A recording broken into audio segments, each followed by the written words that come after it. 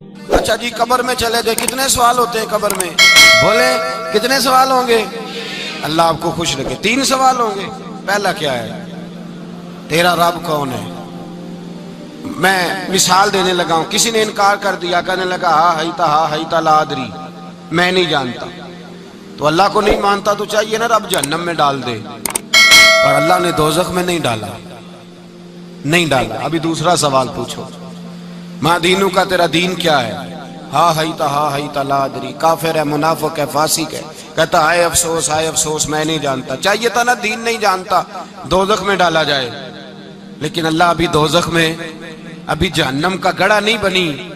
فرمایا تیسرا سوال پوچھو، حضور کا چہرہ دکھایا، ما کنتا تقول فی حق ھذا الرجل، ان کے بارے میں کیا کہتا تھا؟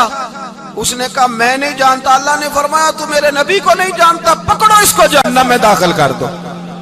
نہ اپنی ذات کے انکار پر دوزخ میں بھیجا، نہ دین کے انکار پر، کہا میرے مصطفیٰ کو نہیں مانتا، ڈالو اس کو جہنم کے اندر۔ تمام کتب احادیث، تمام بخاری سے لے کر طبرانی تک، تمام کتب احادیث میں اسی رنگ میں روایت ملے گی۔ قبر میں بندہ گیا، مومن ہے، مسلمان ہے، نمازی ہے، 10 حج کیے، 15 عمرے کیے، زکاتیں، صدقات، خیرات، عبادات، نفل، نماز، داڑھی، حج، عمرہ، بڑا کچھ۔ ہاں بھائی من ربو کا، اس نے کہا ربی اللہ، اللہ میرا۔ اس کو جنت کوئی نہیں ملی، ابھی جنت کی کھڑکی۔ دوسرا سوال پوچھو، ماں دینوں کا، تیرا دین کیا ہے؟ دینی الاسلام، میں اسلام کو مانتا ہوں، جنت مل گئی۔ بھائی پورے کے پورے دین کو مان رہا ہے، نماز کو مان رہا ہے، حج کو مان رہا ہے، زکوٰۃ کو مان رہا ہے، عبادات کو مان رہا ہے، ہر چیز کو مان رہا ہے، لیکن جنت ملی۔ فرمایا تیسرا سوال پوچھو، حضور کا جلوہ والضحیٰ دکھایا۔ کچھ لوگ غلط ترجمہ کرتے ہیں، یہاں بھی کہتے ہیں پوچھا جائے گا یہ کون ہے، یہ لفظ نہیں ہے، ما کنت تقول فی حق ھذا الرجل۔ اللہ فرمائے گا یہ بتا دنیا میں میرے نبی کو کیا کہا کرتا تھا، ان کے بارے میں تو دنیا میں کیا کہا کرتا تھا۔ تو جو کہا کرتا تھا وہ کہہ کے اسی وقت پکار اٹھے گا کہ میں کہا کرتا تھا یا نبی پکارا کر، میں یہ کہا کرتا تھا یا نبی، میں یہ کہا کرتا تھا کہ دشمن احمد پہ شدت کیجئے، ملحدوں سے کیا مربت کیجئے، اور شرک ٹھہرے جس میں تعظیم حبیب، اس برے مذہب پہ لعنت کیجئے، اور مثل فارس زلزلے ہوں نجد میں ذکر آیات ولادت کیجئے، اور غیظ میں جل جائے بے دینوں کے دل، یا رسول اللہ کی کثرت کیجئے، یا رسول اللہ کی کثرت۔ میں یہ کہا کرتا تھا۔ اچھا اس نے اللہ کو مانا، دین کو مانا، جنت نہیں ملی۔ جب کہنے لگا نا ہوا محمد الرسول اللہ صلی اللہ علیہ وسلم، جب حضور کو پہچانا، حضور کو، نبی پاک کو پہچانا، تو فرمایا نہیں میرے یار کو جانتا ہے، اب کھول دو جنت کا دروازہ۔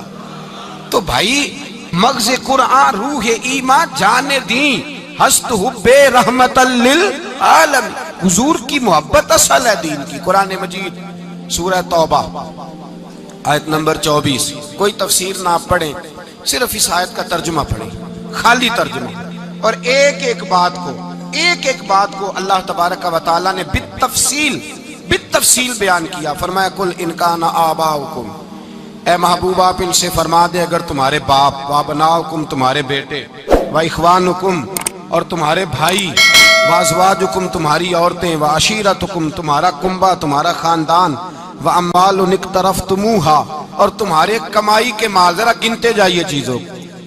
فرمایا محبوب کہہ دیں تمہارے باپ بھی، تمہارے بیٹے بھی، تمہارے بھائی بھی، تمہاری عورتیں بھی، تمہارا سارا ہی خاندان، بات ہی ختم کر دی، تمہارا سارا ہی خاندان، واموال اقترفتموہا اور تمہارا کمایا ہوا مال۔ ایک مال وہ ہوتا ہے جو بندے نے کمایا نہیں ہوتا، آیا ہوتا ہے، آئے اور کمائے میں جو آیا ہوتا ہے اس کی قدر نہیں ہوتی۔ اللہ فرماتے ہیں واموال اقترفتموہا، تمہارا کمایا ہوا مال، وتجارۃ تخشون کسادہا اور تمہاری وہ تجارت جو تم نے محنت کر کے کاروبار چمکایا ہے اور تم ڈرتے ہو کہ نقصان نہ ہو جائے، ومساکن تردونہا اور تمہارا وہ رہنے کا مکان جو تمہیں بڑے پسند ہیں۔ یہ ساری چیزیں گنوا کے کہا احب الیکم من اللہ ورسولہ، اگر یہ چیزیں تمہیں خدا سے زیادہ پیاری ہوں اور خدا کے رسول سے زیادہ پیاری ہوں وجہاد فی سبیلہ، اور ان کے رستے میں جہاد سے زیادہ پیاری ہوں، پھر کیا کرو؟ فتربصوا، انتظار کرو، حتی یاتی اللہ بامری، یہاں تک کہ اللہ تم پر اپنا عذاب لے آئے گا۔ اگر تمہیں تمہارے باپ، تمہارے بیٹے، تمہاری اولاد، تمہارا کنبہ، تمہارا خاندان اگر مصطفیٰ کریم سے زیادہ پیارا ہوا تو پھر اللہ کیا کرے گا تم پر؟ اپنا اللہ عذاب نازل کرے گا تم پر۔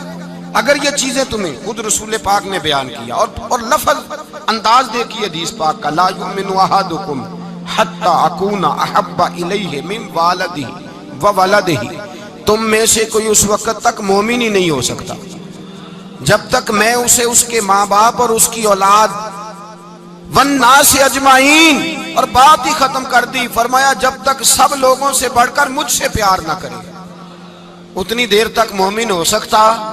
حضرت عمر حضور کی بارگاہ میں آئے، عام آدمی نہیں، جناب فاروق اعظم، نبی پاک صلی اللہ تعالی علیہ وسلم کی یہ حدیث سنی تو حاضر خدمت ہوئے، کہنے لگے یا رسول اللہ صلی اللہ علیہ وسلم، میں ہر چیز سے بڑھ کر آپ سے پیار کرتا ہوں، اور میں خالی نعرے لگانے والا نہیں، میں گھر سے تجربہ کر کے آیا ہوں، میں نے اولاد سامنے رکھی ہے، پھر آپ کا پیار سامنے رکھا ہے، حضور مجھے اولاد نہیں زیادہ پیاری، آپ زیادہ پیارے ہیں، اولاد زیادہ پیاری نہیں، ہم نے بھی کبھی سامنے رکھی ہے اولاد اور حضور کا پیار؟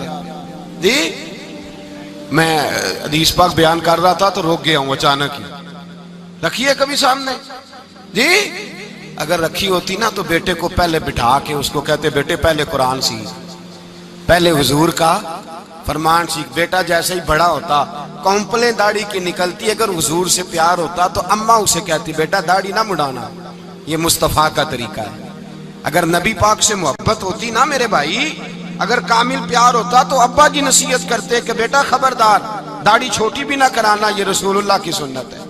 لیکن ہم نے ابھی اس چیز کو سامنے، ابھی نعرہ ہی ہے، ابھی خالی میلاد میں ہی محبت کرتے ہیں، ابھی خالی معراج شریف والے دن ہی پیار کرتے ہیں، ابھی اس کے اصل رنگ تک نہیں آئے۔ سنیے اور غور کیجیے، حضرت عمر عرض کرنے لگے یا رسول اللہ صلی اللہ علیہ وسلم، میں نے اولاد سامنے بٹھائی ہے، پھر آپ کا چہرہ سامنے لایا ہوں، حضور مجھے اولاد نہیں پیاری، آپ ہی زیادہ پیارے ہیں۔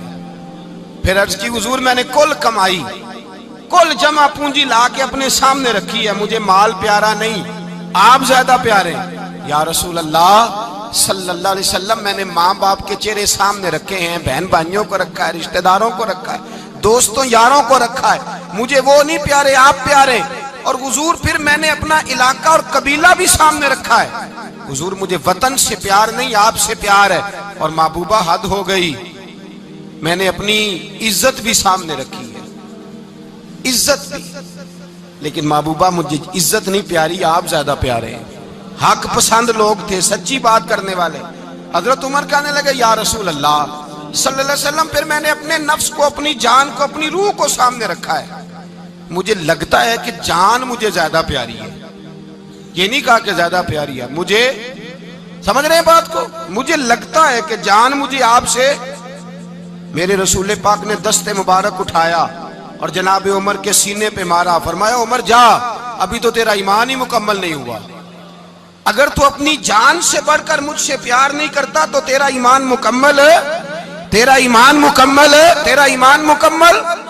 حضرت عمر کہتے حضور کا ہاتھ لگا تو میں نے اعلان کیا، میں نے کہا محبوبہ تیرے دست مبارک نے خیر کر دی ہے، حضور اب مجھے آپ جان سے بھی زیادہ پیارے ہو گئے، آپ اشارہ کریں میں جان قربان کرنے کو بھی تیار ہوں۔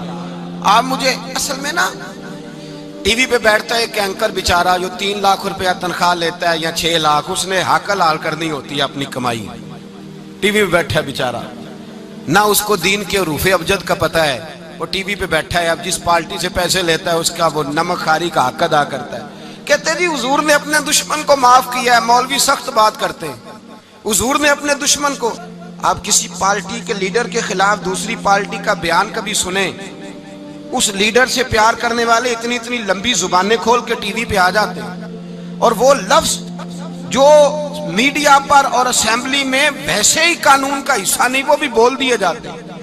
لوگ ان معاملات میں بھی حمایت کرتے ہیں اپنے لیڈروں کی جن میں حمایت بنتی ان میں بھی، اور ذات رسالت کی بات آتی ہے تو کہتے ہیں نہیں حضور نے معاف کیا ہے، مولوی جذباتی ہوتا ہے، یہ ایسے تو نہیں نہ ہوتا، تجھے اصل میں پتہ نہیں۔ تو پیار کرتا ہے ڈالر سے، تو پیار کرتا ہے شہرت سے، اور جو پیار کرتے ہیں نا مدینے کے ٹکڑوں سے، جو کھاتے ہیں نا رسول اللہ کے نام کا صدقہ، جو حضور کے نام کا۔ امیر ملت پیر جماعت علی شاہ صاحب محدث علی پوری رحمت اللہ علیہ فرماتے ہیں پاکستان بن رہا تھا تو اس وقت تو یہی بتایا گیا تھا نا کہ پاکستان کا مطلب کیا، پاکستان کا مطلب کیا، لا الہ الا اللہ، کہتے ہیں یہ بتایا گیا تھا۔ ہم پاکستان کے حق میں تقریریں کرتے تھے، اور ہندو پنڈت جو ہوتے تھے نا وہ اسلام کے خلاف معاذ اللہ اور پاکستان کے خلاف تقریریں کرتے تھے، جلسے ہوتے تھے۔ پیر جماعت علی شاہ صاحب کہتے ہیں ایک جگہ ہندوؤں کا جلسہ تھا تو ایک پنڈت تقریر کر رہا تھا۔ اب سارے ہندو تھے، مسلمان تھا ہی کوئی نہیں، سب ہندو بیٹھے تھے اور وہ سن رہے تھے۔ تو معاذ اللہ اس نے تقریر کرتے کرتے نا حضور کی ذات اقدس کے بارے میں کوئی جملہ کہہ دیا، کوئی نازیبہ بات کہہ دی، اور کوئی نہیں تھا، وہ ایک ملنگ تھا، وہ پیچھے بیٹھ کے، جو دوری ڈنڈا نہیں ہوتا جن کے ہاتھ میں، اور ڈنڈا بھی کئی رنگوں کا ہوتا ہے ان کا، وہ اس نے پکڑا ہوا تھا اور وہ پتہ نہیں کیا اس میں پیس رہا تھا۔ امیر ملت فرماتے ہیں اس کے کان میں سپیکر کی آواز گئی کہ حضور کے بارے میں بات کر دی۔ اس نے ڈنڈا پکڑا، ملنگس آدمی تھا، پیچھے سے نکلا، کسی نے روکا بھی نہیں، اسٹیج پہ چڑھا سیدھا اور 2-4 ڈنڈے زور زور سے پنڈت کے سر پہ دے مارے، پنڈت مر گیا، پرچہ ہو گیا، مقدمہ ہو گیا، جیل ہو گئی۔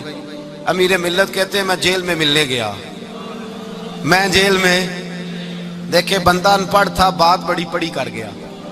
امیر ملت فرماتے ہیں بندہ سادہ تھا پر بات بڑی حسین کر گیا، بندہ بالکل بے عمل تھا پر بات ایمان کی کر گیا۔ آپ فرماتے ہیں میں جیل میں ملنے گیا تو میں نے کہا سائیں نہ تو نماز پڑھے، نہ روزہ رکھے، نہ تو مسجد آئے، تو عبادات کی طرف توجہ نہیں کرتا، اور تو نے اتنا بڑا کام کر دیا ہے، ہندو مار دیا ہے۔